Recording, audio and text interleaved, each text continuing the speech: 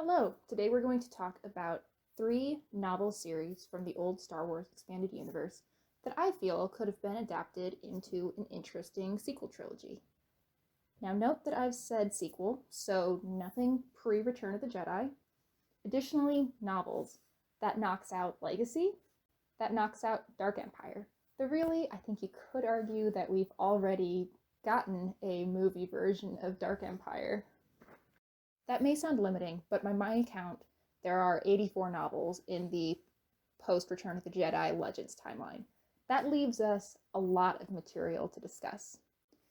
If you're new to Legends and any of these series pique your interest, I'll put some suggested reading to familiarize yourself with the galaxy before getting into these particular series near the end of the video.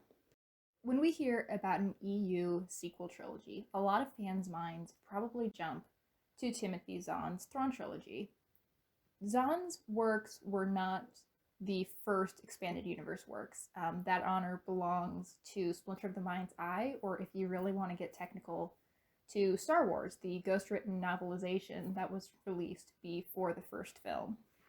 However, the first book in this series, Heir to the Empire, is the first novel to push the timeline past the end of Return of the Jedi, starting a new era in EU publishing. Zahn's books are not on this list solely because they trailblazed in this aspect. They also do a lot of things really well. The universe feels familiar, but grows, something that I think is really integral to making a good sequel.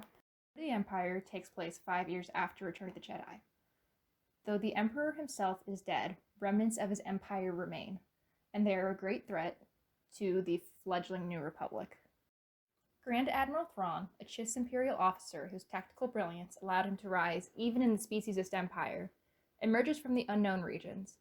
Teamed up with a mad clone of a Jedi Knight, Joruus C'baoth, he seems to anticipate the New Republic's every move, only after allying themselves with the criminal network run by Talon Karrde, including the Emperor's former personal assassin Mara Jade, do the heroes seem to have any chance of stopping Thrawn and his fleet from destroying the New Republic. The Thrawn trilogy sets the tone of this period of the post-Return of the Jedi expanded universe, and introduces many of its essential characters, from Thrawn, Karrde, and Mara Jade, to Jaina and Jacen Solo, Han and Leia's twin children, who are born during the series. A film adaptation of The New Jedi Order, a 19-book series, would set a very different tone for this sequel trilogy.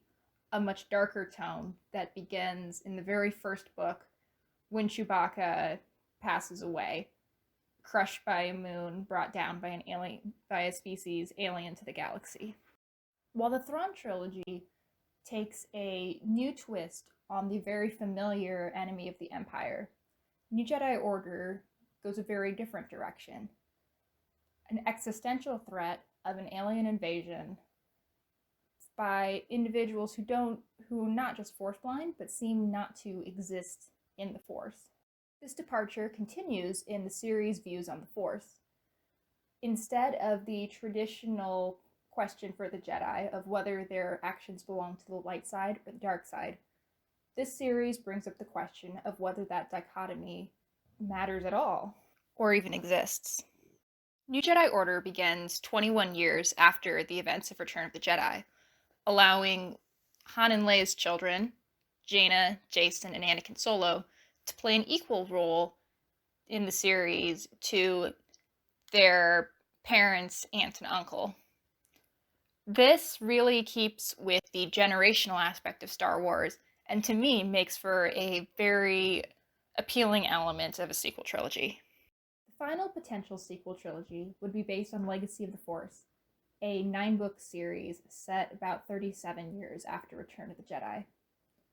Like New Jedi Order, this series places about equal weight on the two generations, Luke, Leia, Han, and Jaina, Jacen, and in this case, Ben Skywalker, Luke and Mara's child.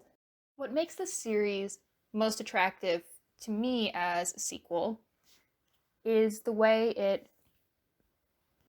offers a new take on the fall to the dark side, in this case, Jason Solo's, which I find an interesting answer to the prequels. I believe it's Luke Skywalker who says in the following series that Anakin fell because he was selfish. Jason fell because he was selfless. In addition, seeing how Jason's fall impacts the dynamics of the entire Solo Skywalker family is fascinating, and it's something I would love to see brought to the big screen. It would make me very happy to see any of these stories, as well as several others from the EU, adapted into a sequel trilogy. Now, as promised, let's get into some reading if you would like to read some of these series.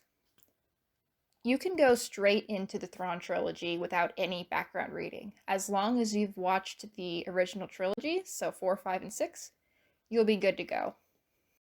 Where things start to get a little bit more difficult is when you look at New Jedi Order and Legacy of the Force.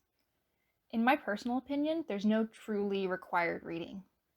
I actually started my EU experience with Vector Prime, the first book in the New Jedi Order series. However, there are events that have taken place between Return of the Jedi and Vector Prime. So what I've done here is compile a short list of books that hit the main story beats between the movies and Vector Prime. Read all of it, read none of it. My only suggestion really would be to not skip around within a series. That you might find very confusing. The same goes for Legacy of the Force. You would likely want to read the 6 books I've listed under New Jedi Order and the Dark Nest trilogy to fully appreciate Jason's fall to the dark side. However, like me with New Jedi Order, I have no friends who jumped straight into Legacy of the Force and had no difficulty understanding what was going on. It's really up to you. Happy reading, and thanks for watching. Bye!